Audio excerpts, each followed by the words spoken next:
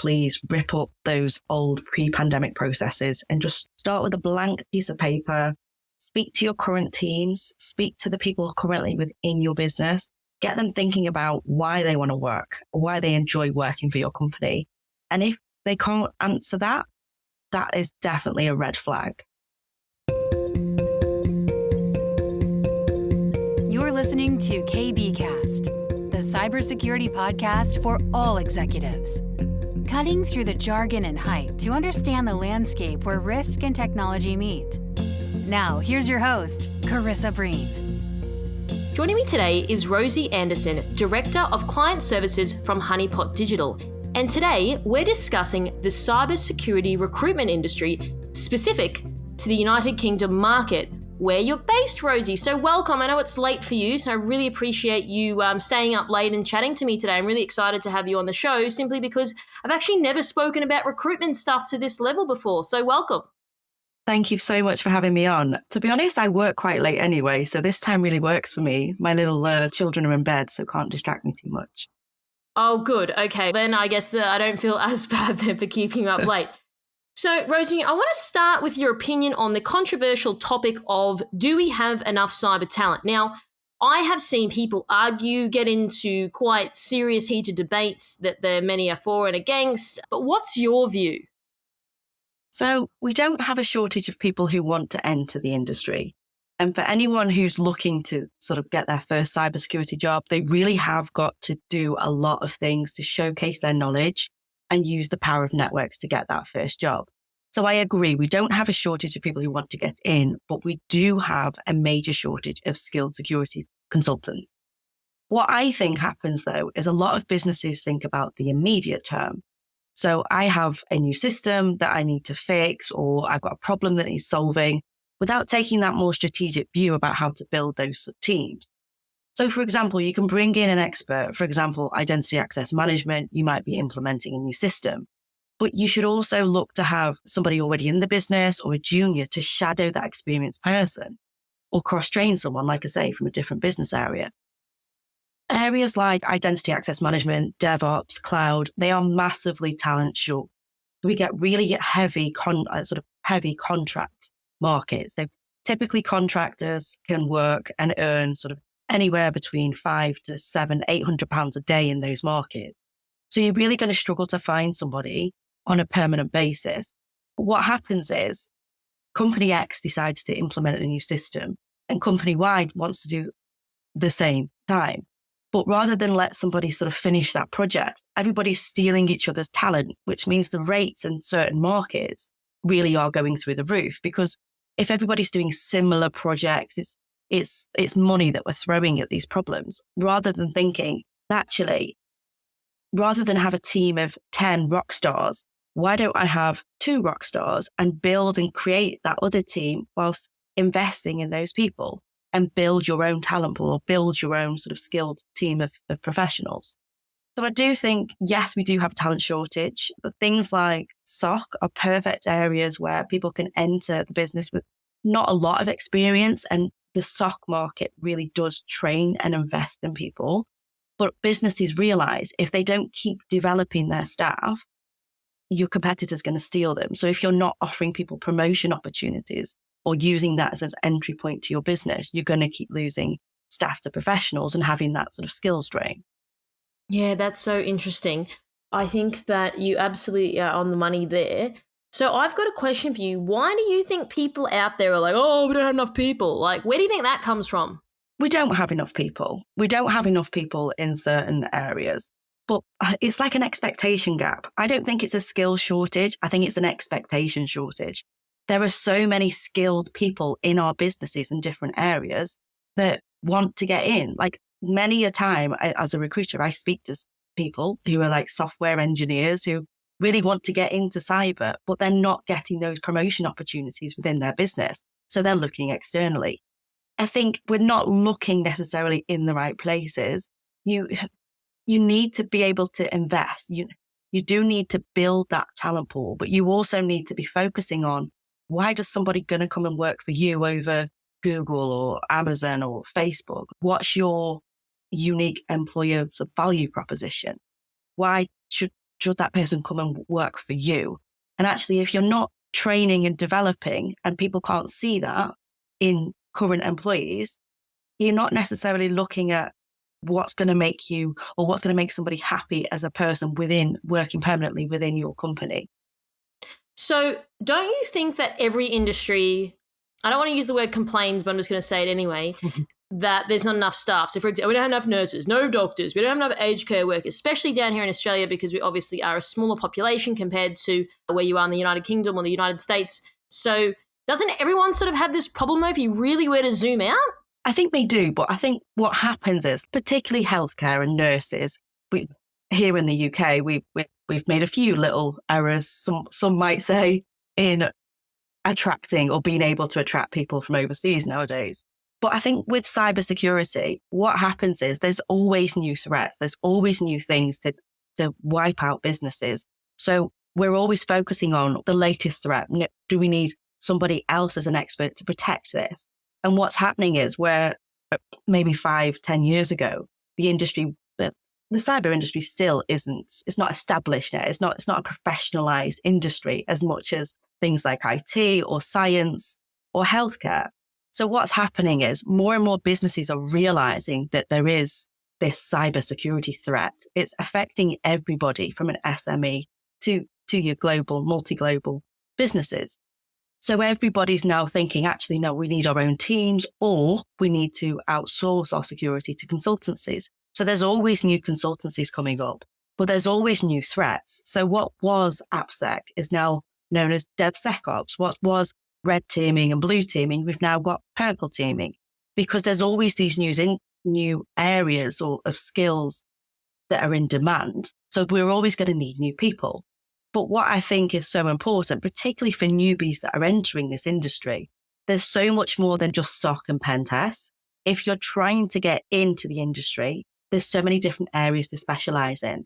And I speak to people every day who have had such amazing career paths and they've worked in so many different areas of security. So it's not like you have to be a junior nurse, to be a senior nurse, to be a staff nurse. There's so many different ways in, from IT, from industry, from different industries. Like I know people who've been vets who are now working in cybersecurity because they've been through different retrainings. So it really is an industry for everyone. But at the same time, everybody needs people. So if we look at it as, well, there's not enough experienced pen testers. Okay, grow your own then. Develop people. Get somebody to come in as a contractor and help you develop your current staff or your current systems administrators and train them so that they're a little bit more security aware than they were before.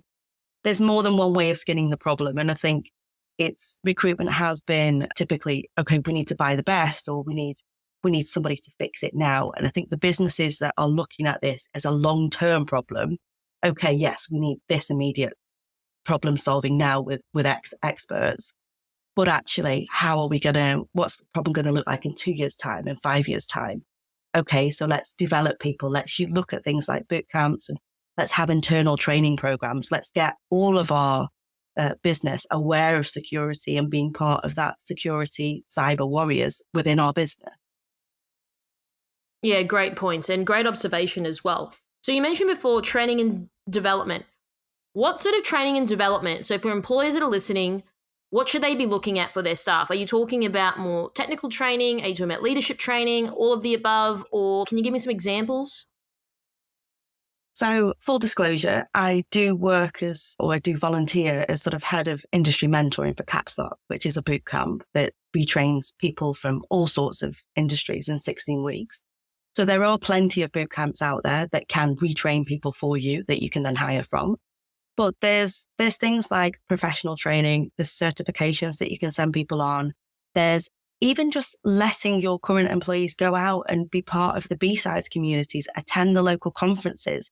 If you can have everybody in your business be more cyber aware, whether that's through cybersecurity awareness training, social engineering training, then if every person in your business has a little more cyber security savviness or knowledge, then everybody's going to be safer across the business. But yes, there are boot camps, there's certifications. You don't just have to do certifications though. like I say, getting people to be part of that cyber community and just thinking about, okay, not just clicking on a link. Is that person meant to be in the building? What's happened that's new? Okay, I've logged onto this system. It doesn't look right. So who do I report that to? It's just having that full awareness. But for technical people, yes, you should be investing in your people. You should be speaking to your current employees and saying, okay, you're in the IT team. Are you interested in cyber? What areas, if we were to allow you to spend 20% of the week working with the cybersecurity team, what areas would you be most interested in? Would it be offensive, defensive? Would it be social engineering? So I definitely think there is a place for certifications, but it's not just about certifications. You can have an industry, you can have your own business kind of training program that explains to everybody within the business, the information security team or the cybersecurity team, they aren't these scary people that are there just to say no. Like particularly developers within the team, if they're creating software, they should be working hand in hand with the cybersecurity team. And the cyber team shouldn't just be those people that tell them they've done stuff wrong. It should be a hand in hand partnership.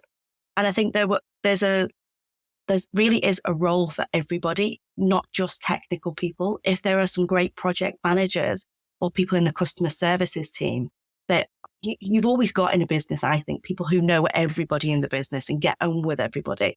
They're your perfect security ambassadors or cyber ambassadors within the business. So if you're giving these people training, opportunities to work in different departments, opportunities to stretch, even if it's not going to be a full-time role for somebody, you're doing more and more things to really embed those people within your business and make sure you retain that staff. No, I think that's very well and eloquently put. So one of the things that you spoke before, Rosie, was grow your own. Do you think that people perhaps or employers are apprehensive about growing their own? Like, why haven't people maybe traditionally done this, or they just so short on staff they just need to hire someone and just pay whatever dollars for it? I think there's two typical trains of thought. There is, we don't have time, which I get that. So you can put that on your new hires, put that on your new experienced people. Right, we have an opportunity that we're going to hire you for. We're going to pay you £800 a day or whatever as a contractor. But at the same time, we want you to help us develop X person within the business or this team. We want, as part of the contract that you're coming in to do, we want you to upskill and have a training manual for new people who come on board so that they can easily pick up that job. So you can do that, but we don't have time. But then there's also, we don't have the skills to train. So again, you could bring in security trainers to upskill your current staff. I actually think it's more cost effective to grow your own than actually bringing in, like I say, X amount of rock stars. But then there's also, well, if we train, somebody else is going to steal them. And I always think the right way to look at employment is you don't own anybody, you rent them. The time that somebody is within your business is a two-way contract. You're getting their expertise and they're getting a regular paycheck, skills and development. And I think what's happening is everybody, all we ever get asked for, and it's so frustrating, is I want that 2 years experience. So actually what you want is you want to rob someone else's training, someone else's people that have been trained, rather than spending that time. And what you'll find is somebody who's been trained at competitor X or competitor Y, they'll have been trained their way of working, which might not necessarily work for you. But at the same time, you're not buying that. You're going to pay more than if you upskill somebody, bring somebody in at entry level, and you will buy that loyalty with them. They will feel like they are part of a business. As long as they've been treated well, you will have that loyalty, because it's quite hard to get somebody to move who's got 2 years experience, who's been invested and developed in from a current employer. I always sort of go back and say, why is somebody going to come and work for you? What are you offering them that's better than what they're getting now, where they've already been trained and developed? Unless somebody is really unhappy in their current environment, then they're not going to move for a very good reason. And you're still going to be paying more than if you train somebody. Yeah, that 100%. Totally hear what you're saying, which I guess leads me to my next question is around talent attraction. So having Rosé on tap and a few beanbag chairs doesn't seem to be cutting it nowadays. So how can companies approach talent attraction? Okay, so it definitely doesn't cut it nowadays because a good proportion of people don't want to be in the office anyway. Experienced cyber professionals aren't looking for new jobs. They're not sat there on a job board. So they will find out about interesting projects and environments from their peers at conferences and different cyber communities that they're part of. So if that's where your talent is, that's where you need to be, or your recruitment partners need to be for you. So if hiring cyber talent is in your future for the next 12, 18 months, you need to be where that talent's hanging out. So you can put a well-crafted job advert out on socials. Now, a job advert is very, very different to a job description. So all of the things about what the challenge is that needs to be solved, cyber professionals love solving problems. So that's what your job advert should talk about. This is the problem that we need to be solved. You've got free scope to solve this problem for us if they have. We are a great place to work because of X, Y, Z. Our current employees love working for us because of X, Y, Z. And at the same time, we're going to allow you to develop, grow a team, all of these things. Rather than I want 5 years experience of this, 10 years experience of this. That's not attraction. If you think of recruitment a bit like dating, if you go on to your Tinder profile is all about why you're a great person, a great partner. And it should be exactly the same with job adverts. The thing about communities is a lot of people find out about job opportunities on LinkedIn, and it tends to be their peers are sharing it. So for example, your current employees should be part of your talent attraction. So you should be pushing them as much as possible to go out and speak at conferences, share their knowledge, all the exciting things that you're doing, all the exciting projects that you're working on. You should be sharing that with the community because as part of that, passively attracting people. And you're also showcasing, look at the great employees that we have that work here. Especially if you have diverse teams, women typically will want to work with other women or will at least want to see that things like menopause care, maternity pay, all these sort of things are part of your benefits because it shows that you're taking it seriously. For me, if I was to, I regularly say that I'm massively unemployable now because I work part-time. I work for myself, but I say part-time, I'm working now, but I work school hours so I can always pick up my children. So things on your job adverts that showcase that flexible working isn't a problem, even if it's something that you've never done before, want to work in the office, want to work at home. We are more than happy to have a grown-up conversation about making hours work for you, making work for you. All these sorts of things. It doesn't mean that you're bound by a contract. If somebody says, I only want to work 5 hours a week, doesn't mean that you've then got to accept that. But all these sort of phrasings that show that, think of all the different benefits and why people want to work for you. If all of these things are in those job adverts, you've got a much wider talent pool that you're attracting from. Things like remote first. In the UK, typically, DevOps markets, cloud markets, these people don't want to come to the office unless they really have to. Now, they will come to the office for team workshops and things like that, but they don't want to be in every Tuesday, Wednesday, Thursday because the boss tells them to. What worked before the pandemic doesn't necessarily work now. So you really do have to rip up that whole recruitment process and start again. Talent attraction doesn't stop at actually somebody's applied for the role. 3-4 stage interview processes over a 6-week period. That isn't going to cut it. The person's going to be gone unless it's a director level position. You've got to be really quick. You've got to be really slick. Technical tests, things like that to weed people out. You've got to get the buy-in first from the candidate. You need to have spent some time on the phone with them, even just 15, 20 minutes before you get them to do any form of test. Particularly things like DevOps. I've been recruiting quite a few DevOps roles at the minute. They're not interested in doing anything that's too hard, a process that's just putting them off because they're so in demand. They're getting 4, 5, 6 calls a day about new opportunities. So if you really want to hire somebody, you've got to be very slick from that recruitment process, reviewing the CV, getting them in for an interview, and then offering them. And an offer, a verbal offer, doesn't cut it. They want to see paperwork within 24 hours. Because just because you've offered somebody doesn't mean that all the other interviews they've been aren't offering at the same time.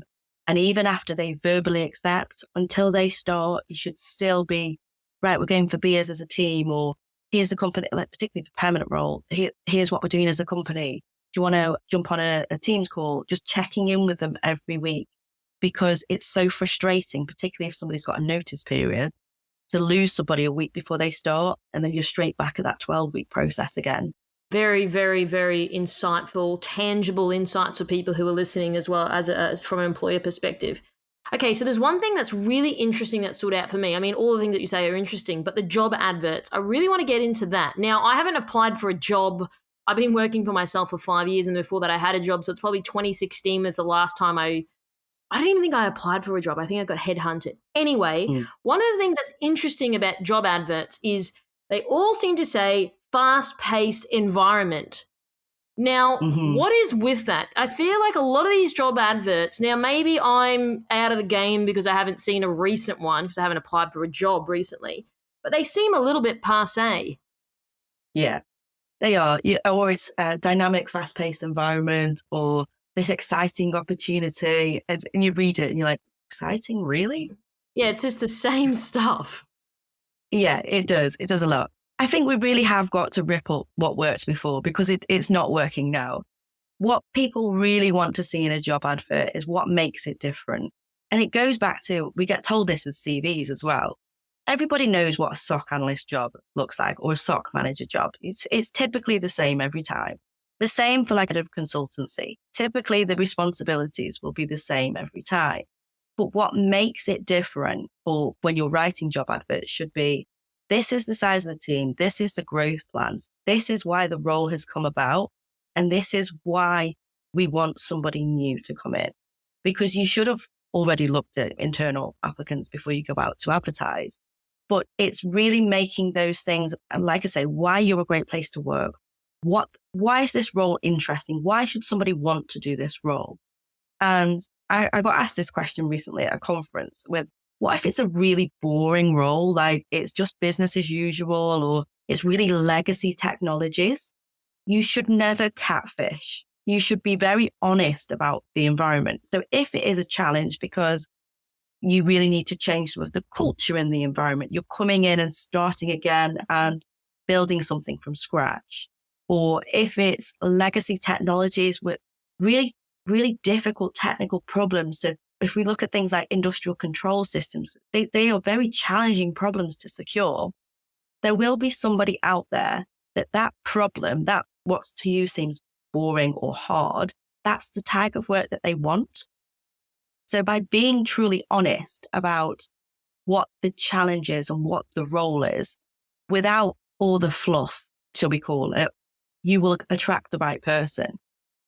But like I say, you can't lie. You can't say that something's shiny and new and greenfield, and when they get in, it's like working with old Windows systems and it's not shiny and new. There's no budget to do anything new, because people won't stay either. So yes, it should be a job advert, but it should also be very true about the environment. Yeah, great points there as well. Yeah, of course, people shouldn't be luring people in artificially at any stretch, but yeah, I think these are just good reminders from yourself. Maybe people aren't aware that these are the things that they're doing. So I'm curious to know from you, Rosie, what type of market are we in? Because you've just listed off a whole range of things. Like when I started my career, it was very different. I didn't get any of these perks. Okay, now I'm not super in terms of on like perks and everything like that. But one of the things that I'm curious to know is, it seems like a candidate market. Seems like all these things we've got to do. What are your thoughts? It definitely is a candidate market right now, but I don't know what's around the corner. So I always think the UK follows behind the US, and we do hear of redundancies. I'm seeing a lot of talent acquisition teams are being made redundant. So recruitment teams are being made redundant. So it's candidate heavy now. And I don't think we will ever, particularly experienced talent, I don't think they will ever find it hard to find the right opportunity. But I think in the next 6 to 12 months, I don't know what's happening. You can probably see we have even problems with government and getting prime ministers to stay in the job for more than 4 or 5 weeks at the minute. I saw that this morning when I got up. Oh yeah, it's wild right now. What a time to be alive. But yeah, it is definitely candidate driven. And there's plenty of new people coming into the market. There's still plenty of hiring going on. A lot of businesses will try and hire themselves. But what I think happens then is if you haven't got a trained eye looking for what good looks like, you, particularly for entry level talent, you might get bombarded with 100, 150 applications. And then you've got to go through all those applications. So somebody's got to be doing that. So where businesses are getting rid of talent acquisition teams, what they should probably, they shouldn't cut back too quickly, maybe, because recruitment will come around again. And then how are they going to recruit experienced people? Are they going to put that on the hiring managers who are busy anyway? Your cyber managers typically have a job to do. Recruitment isn't a full-time job for them. So yeah, it's definitely candidate led at the minute, but like I say, who knows what's around the corner? It is pretty crazy times right now to be alive. I mean, I've worked in recruitment for 20 years. I've seen recessions before. Typically, when we do go into recession or businesses tend to not want to hire on a permanent basis, we see more contract anyway. And DevOps, identity access management, cloud, even cybersecurity management, typically they can be very contract heavy anyway. So I think we'll see more of that. But then I do worry, what does that mean for the more junior end? Where are going to be the opportunities to retrain and rescale and enter the market?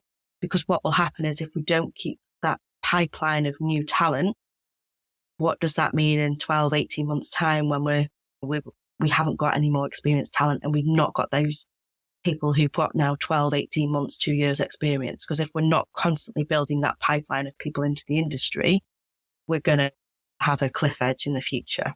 Yeah, I want to focus on junior roles now. Now, I've seen people online pretty outraged at some of the job specs that are out there. So some people ask for a minimum of 10 years of experience, or they ask for these crazy levels of certifications, and just, it's wild, as you know. So talk to me a little bit more about this, because I think this also then lends itself to the job ads. So you need to be looking at the job specs, but that needs to make sense from a job ad perspective. But then I think when it gets to the actual specs of it, there seems to be a dislodgement there. Yeah, we regularly see job adverts that come to us with like a date stamp and it's 4 or 5 years old. And I think the problem is people try and, everybody's lazy. If you've got something created, you think, oh, that's fine. I'll just regurgitate that. But actually, you need your recruitment partners to be able to push back and say, okay, you want 10 years experience. If I get somebody from your competitor who's just done exactly the same project that you've done, but they've only got 7 years experience, are you telling me you don't want to see them? And typically the answer is yes, we want to see them. The junior thing for 10 years, I think I've seen this a lot on LinkedIn. And what happens is when you post a job advert on LinkedIn, sometimes LinkedIn has its own algorithm, which makes it say junior or entry level when it's not.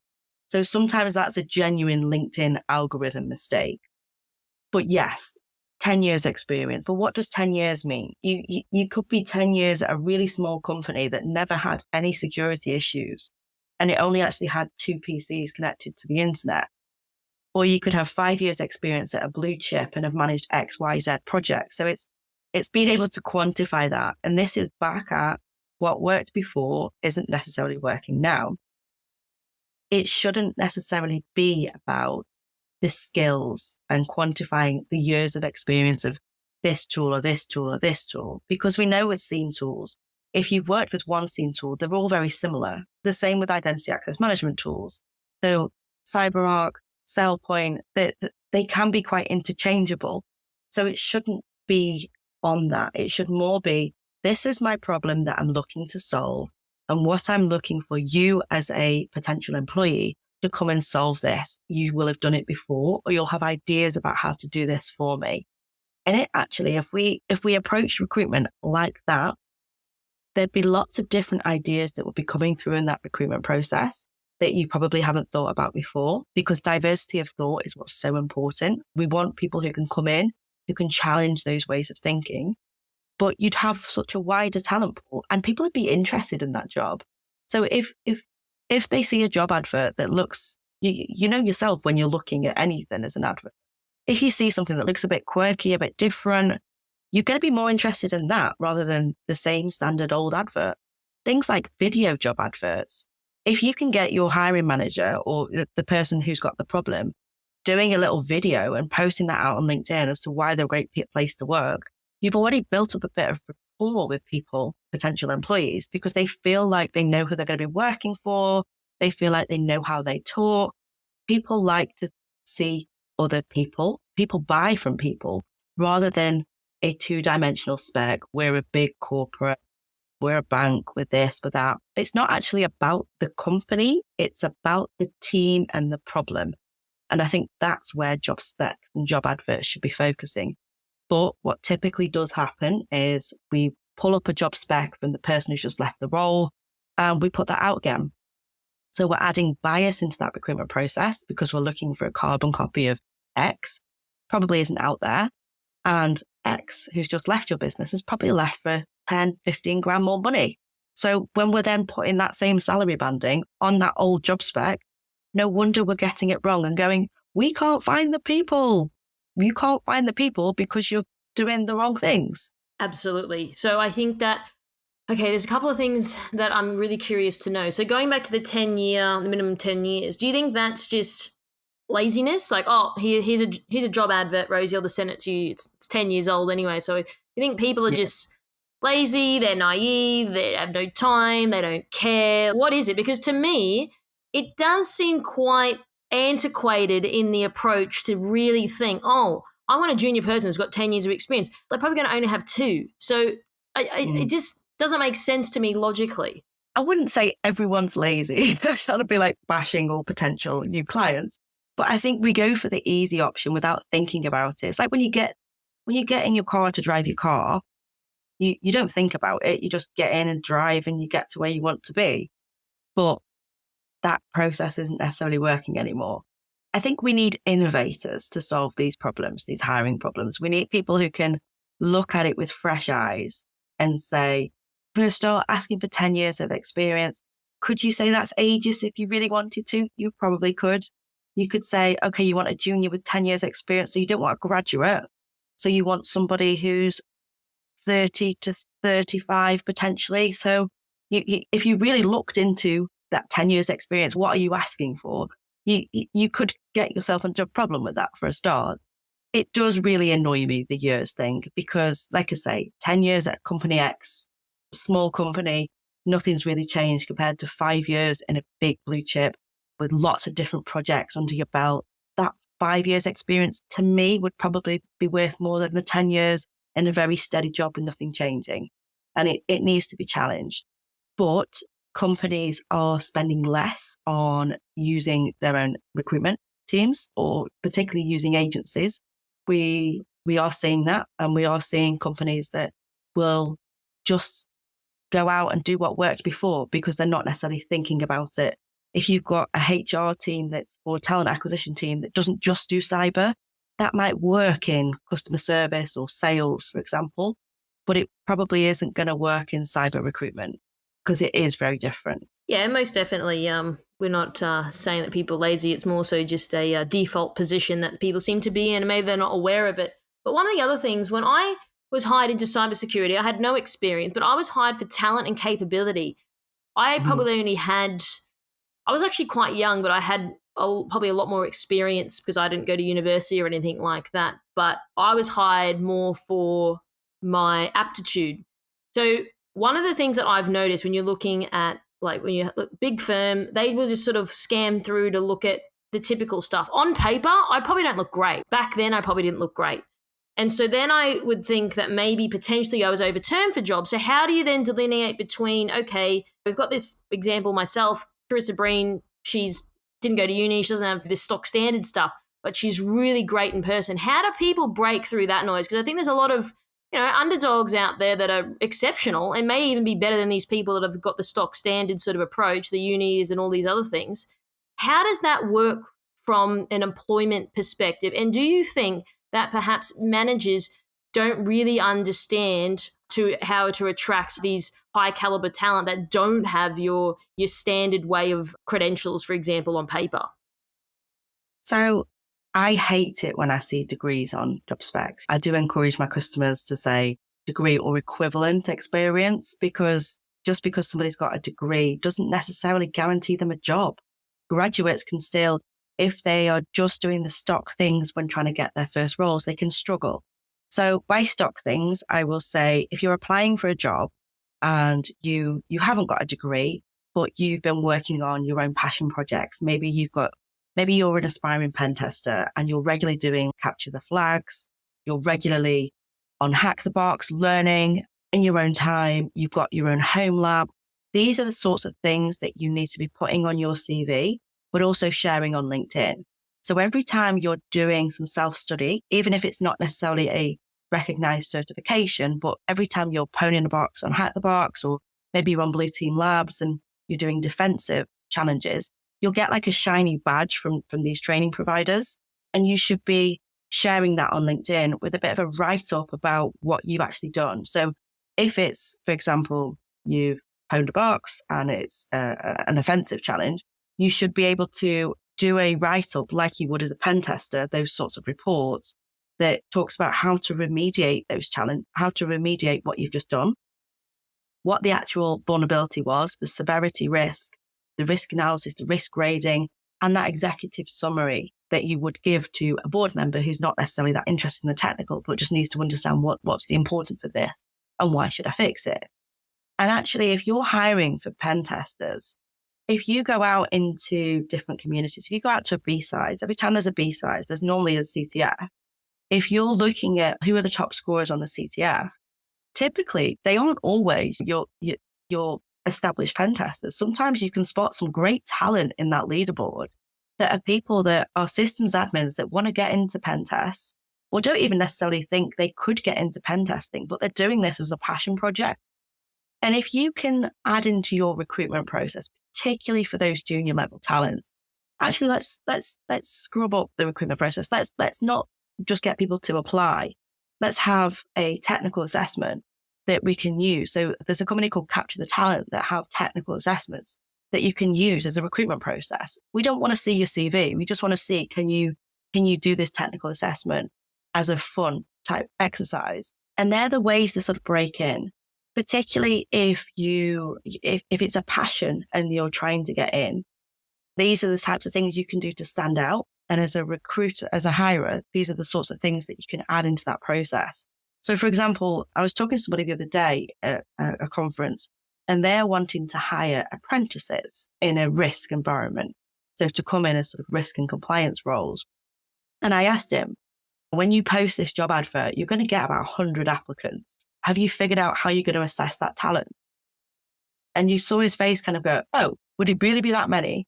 And yeah, it will. But also, if you're looking at CVs of apprentices, what are you looking for? What are you going to judge as a good CV? That's quite hard to do at that level. What you'd be better off doing would be saying, this is the challenge that we have. We are a business in X sector. So what's important to us is the NIST framework or the MITRE ATT&CK framework. What we want you to do, as well as apply with a CV, telling us what you're looking for, salary, all these sorts of things. I also want you to write me your understanding of this framework, or write me an example of what a good risk policy needs to contain. So by doing that assessment, you might have somebody who's worked in a supermarket, but in their own time is doing like the Gerard Uga GRC Master Cyber Analyst, but hasn't yet completed it, so can't put that certification on their CV. Or you could find somebody who is that maybe they are a stay-at-home parent, but they actually really understand risk because that's something in their church environment or school environment that they've volunteered to look at when everybody was in lockdown and helped all the parents that weren't necessarily technical savvy secure their home networks when their kids are suddenly joining Teams calls. So if you're just looking at a CV when you're trying to assess that talent, it's really difficult at that junior level. We need to look at, and again, really innovate and be creative with how we're doing that. Else you will, like you say, you'll miss out on real raw diamonds that could be amazing in your business. So, Rosie, what about retaining talent? This is another one I've heard people saying we can get talent in the door, but then they're out the door, especially women a lot. I've read recent reports, especially here in Australia, a lot of women just are not staying in the industry, they're leaving completely. So I'm curious to hear, once we get them in the door, how do we sort of keep our staff engaged and wanting to work for these organisations? So regular communication. Like for me, you can't over communicate with your staff. Managers should know every 3 months, are they happy? Are they not happy? What would they like to do next? And I know it's not always possible to move people up and constantly be promoting people. What I regularly see is I will know company X has just decided to do a back to the office Monday. And I'll know because about 15 people will come into my inbox or respond to my LinkedIn messages that suddenly now, yes, they are interested in speaking to me. Because what typically happens is bosses will think everything's okay. They'll think, oh, okay, they're not telling me there's a problem, so there isn't a problem, which isn't right. What was important post-pandemic isn't necessarily what's important to people now. Regular stretch projects. So encouraging people, encouraging your staff to spend time in different teams or go out into the community, maybe giving them things like 20% time for personal passion projects that will help them at work, letting them mentor people or reverse mentoring I really like as well. So mentoring shouldn't necessarily always be a manager mentoring a junior person. You can have informal mentor relationships. And when people are coming into the business, like new starters, you can have like buddy systems. So when you spot that those future managers who aren't necessarily managers already, giving them the opportunity to reach out to new employees, make them feel part of the company. Okay, it's not necessarily a managerial role, but it's getting them to think about, well, actually, yes, I would like to manage in the future. I've never really thought about that before. Things like employee resource groups. So if you don't have an internal ex-veteran program or ex-veteran group within the business or women leaders group or future women leaders group, or even LGBTQ groups within the business, get people to volunteer if that's something they're really passionate about. Wow, I think that's excellent. And I think that this is really important because I guess I've heard a lot of people say to me, like, how do I retain the staff, or I'm struggling to. So I think there's a really excellent tangible points for people to take away today. So Rosie, I'd like to maybe understand from you just quickly on what advice could you impart to employers or that are hiring, or for job seekers perhaps, if you had to have any sort of closing comments or final thoughts. So for anyone hiring, please rip up those old pre-pandemic processes and just start again fresh. Start with a blank piece of paper, speak to your current teams, speak to the people currently within your business, get them involved in that recruitment process. Because like we just talked about with retention, get them thinking about why they want to work, why they enjoy working for your company. And if they can't answer that, that is definitely a red flag. And then for candidates or job seekers of all levels, you will find jobs through your network. And I probably shouldn't say this as a recruiter, but 90% of opportunities you will find within your community network. So go out into those communities, go to your B-sides, go to the different conferences. If you can get involved in mentoring junior people into the industry, these are things that you should definitely be doing. Everybody started somewhere, and you'll get so much enjoyment and make so many new acquaintances through mentoring and helping others. There's plenty of communities that are crying out for people to mentor, give advice, or do talks and things, share that knowledge. And by doing that, you'll be building your network. So if you're looking for work, definitely go out and look at who you already know and places that you'd like to work for, because you can easily, particularly in this market, find better opportunities if you're not happy where you are. I think that's glowing advice, Rosie. I think you've been absolutely exceptional. You've really provided quite deep insights on your knowledge over the 20 years. I can definitely tell that. So I think it's been invaluable to our audience who perhaps are employers looking to recruit and retain talent, or if you're a job seeker, perhaps they should try to approach you if they are in the United Kingdom market. So Rosie, thanks again for your time, and thanks for sharing your wisdom with the audience today. Thank you so much for having me on. It's been great. Thanks for tuning in. We hope that you found today's episode useful and you took away a few key points. Don't forget to subscribe to our podcast to get our latest episodes.